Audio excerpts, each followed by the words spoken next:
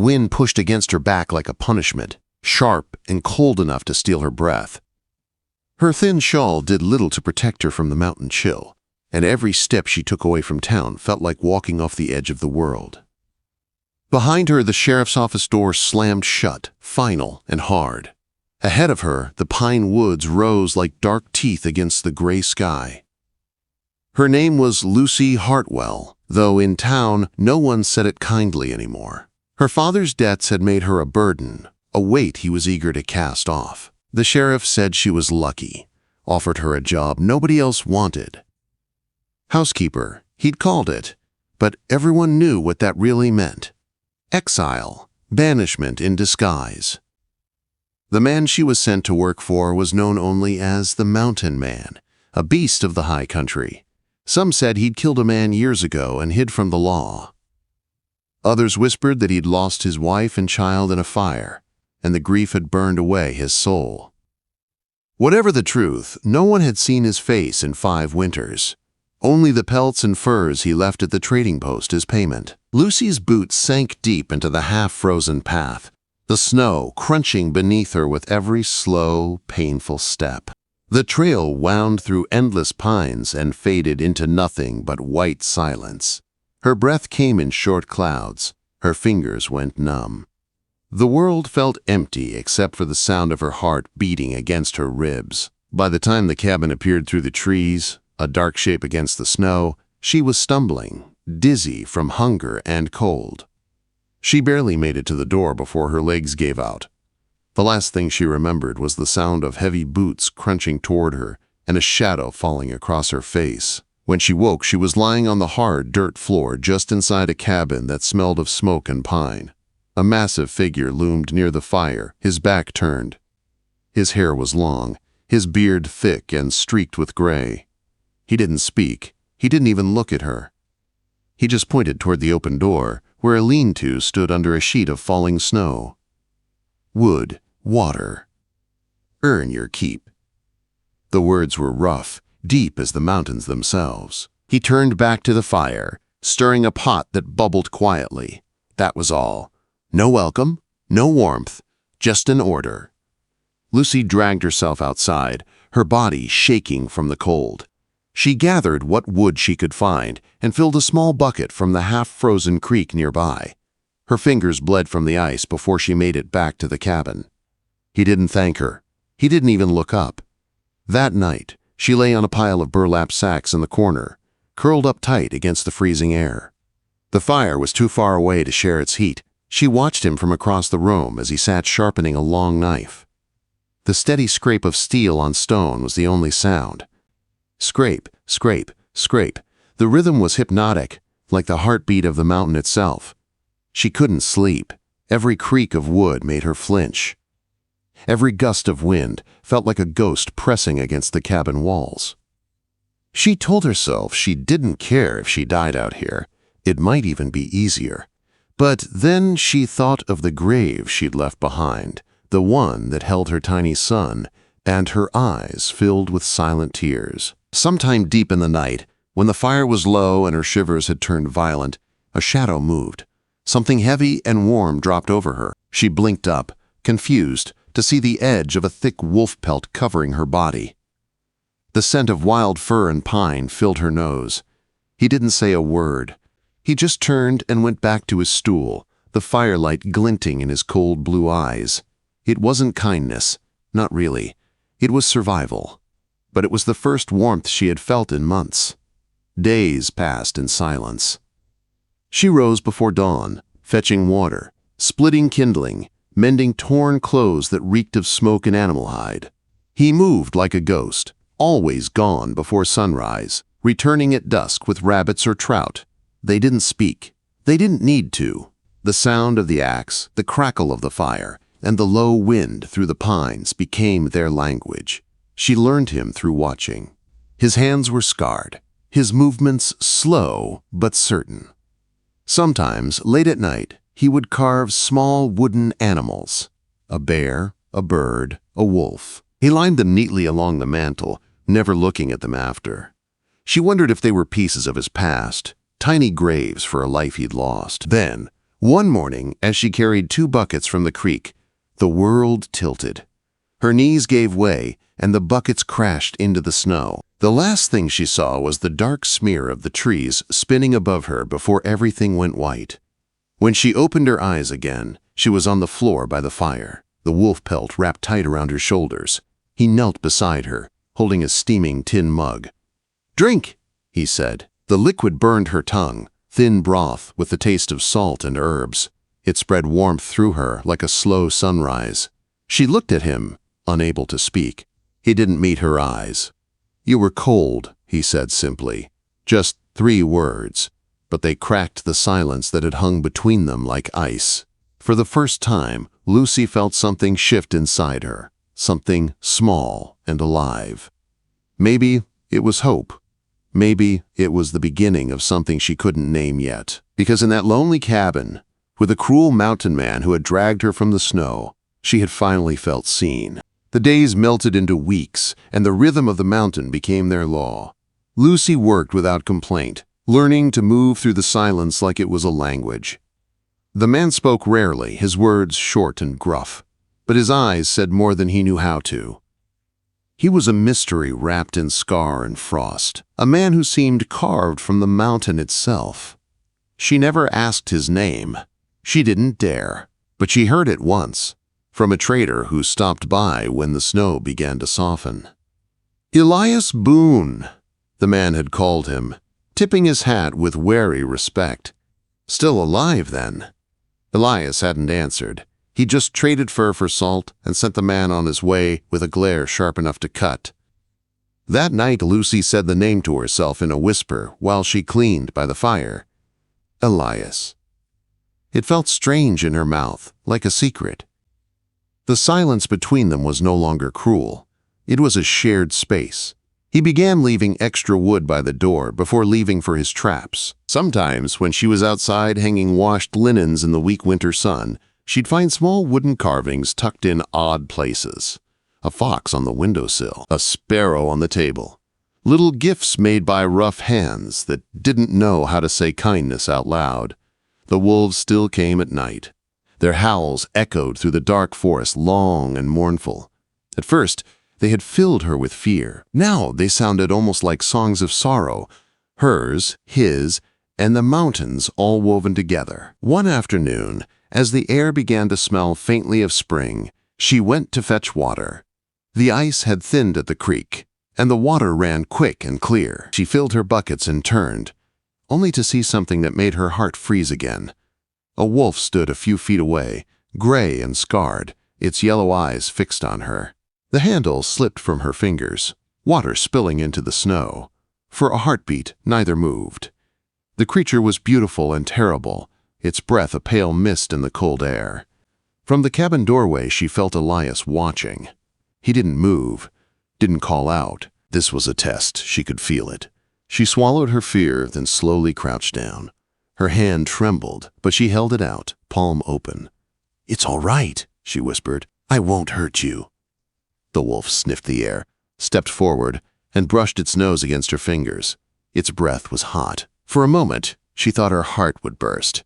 Then, just as suddenly, it turned and vanished back into the woods, silent as smoke. When she looked up, Elias was gone from the doorway. But that night, when she crawled into her corner, there was something waiting on her blanket. A small carved bird with open wings. It was delicate, fragile, impossibly fine. She picked it up, tracing the smooth lines with her thumb. Her throat tightened. It wasn't a gift. It was a wordless message. "I see you." She held it close and wept quietly for the first time since arriving on the mountain. As the snow began to melt, the cabin changed. Lucy cleaned it the way one mends a soul, slowly, with care. She scrubbed the hearthstones until they gleamed. She polished the window until sunlight spilled inside. She found herbs near the creek and made tea for Elias every night. At first, he didn't touch it. Then, one evening, she saw the empty mug on the table and the faintest nod in her direction. It wasn't much, but it was everything. Still, she could feel something unspoken in him, a weight that lingered behind his quiet eyes. Sometimes she woke in the night to hear him murmuring names in his sleep. Once, he called out and sat upright, sweat on his face, pain etched deep. She saw the scar on his arm that night, raw and twisted, the skin melted from some long-ago fire. He caught her looking and turned away, ashamed. The next morning, neither spoke of it. But she knew. The rumors had been true, at least in part. He had lost someone to flame, a wife, a child, maybe both. His silence wasn't cruelty, it was mourning. One morning, as she was sweeping, a knock came at the door. Elias tensed like a hunted animal. It was rare. No one climbed the mountain without reason. He opened the door to find an old trapper standing there, snow in his beard and worry in his eyes. "Sheriff's stirring trouble down below," the man said. "Says the mountain beast stole a woman from town. Says he's gathering a posse to bring her back." Lucy felt the words hit her like a slap. The sheriff! The same man who'd sent her here to disappear. The same man who had sold her labor like a debt. Elias's face darkened. He said nothing, but the change in him was immediate. The quiet, gentle Carver vanished. His movements became sharp, deliberate. He began stacking logs along the edge of the clearing, setting snares that weren't meant for animals. He pulled up a floorboard and took out a long rifle, polished and ready. "Stay inside," he said, his voice low and cold. "They'll come." But Lucy wasn't the same broken woman who had arrived in the snow. She had learned to fight in silence, to survive in cold. She stood, meeting his eyes. "There's another way up the ridge," she said. "It's steep, but if he's smart, the sheriff will try it. He'll think it's your weak spot." Elias studied her, surprise flickering across his face. Then he nodded once. They worked together as the sun dipped behind the peaks. The traps were set, the rifle loaded, and the air felt heavy with coming danger. The piece they had built was about to be tested. Lucy looked out across the white valley, her hands trembling but steady on the knife he had given her. The world had once called her a sin, a debt, a mistake. But now, standing beside the mountain man they called a beast, she finally knew the truth. She wasn't a debt to be paid anymore. She was his reason to fight. The sun was slipping behind the ridge when they came. The sound of horses carried through the valley, echoing between the trees. 12 men, their rifles gleaming, their breath visible in the cold mountain air. The sheriff rode at the front, his red scarf bright against the gray world. His voice boomed across the clearing. "Elias Boone, you've got something that don't belong to you. Send the girl out, and no one gets hurt."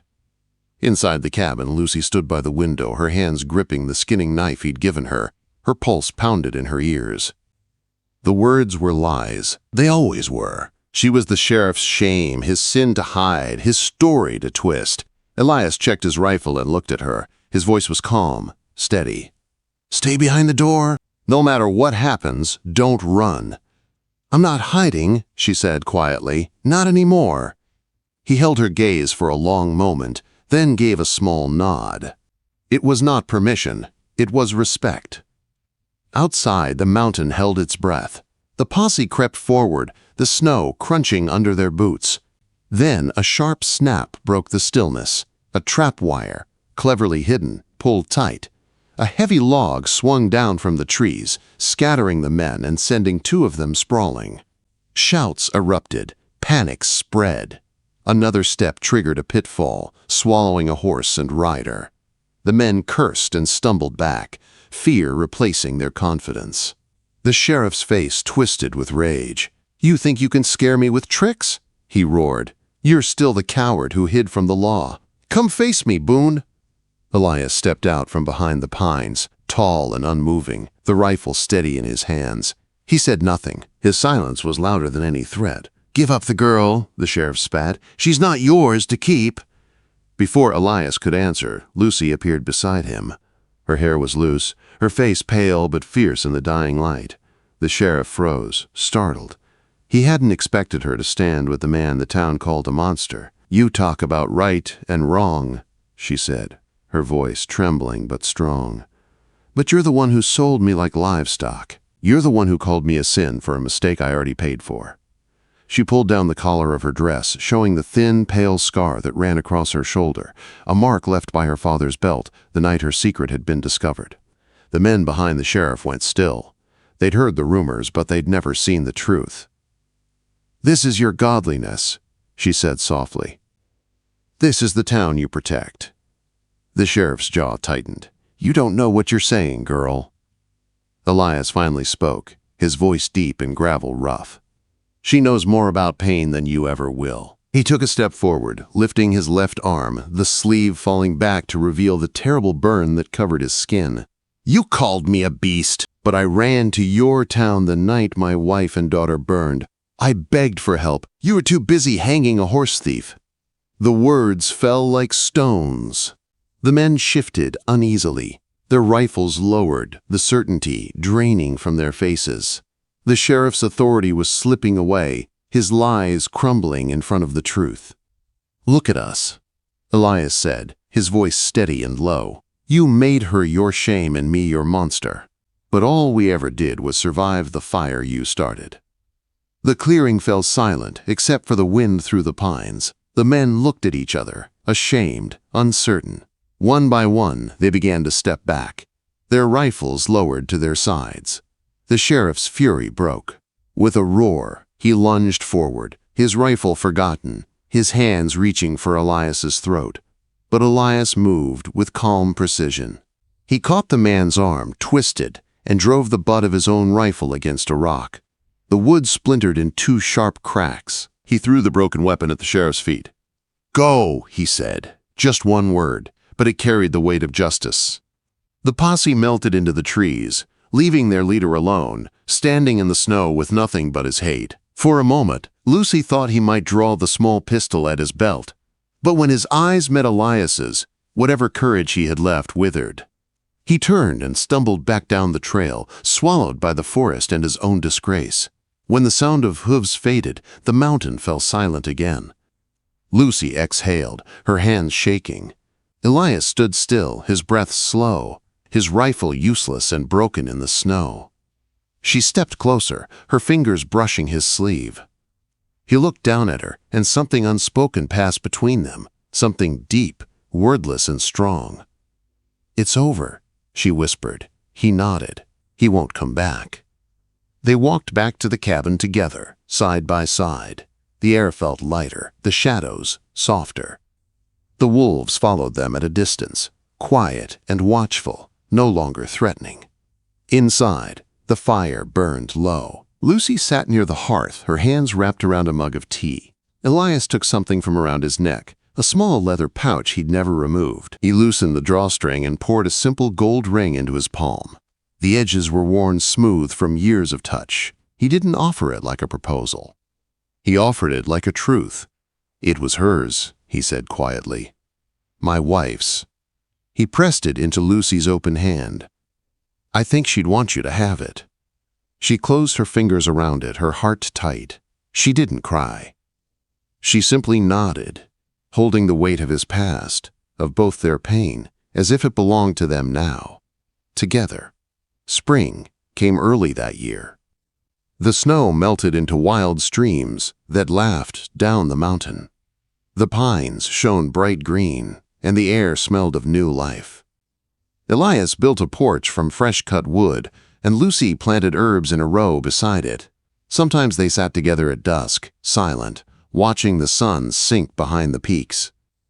He carved a figure of a woman holding a bird, her face turned toward the light. She wove him a blanket from scraps of wool and linen, each stitch a quiet promise.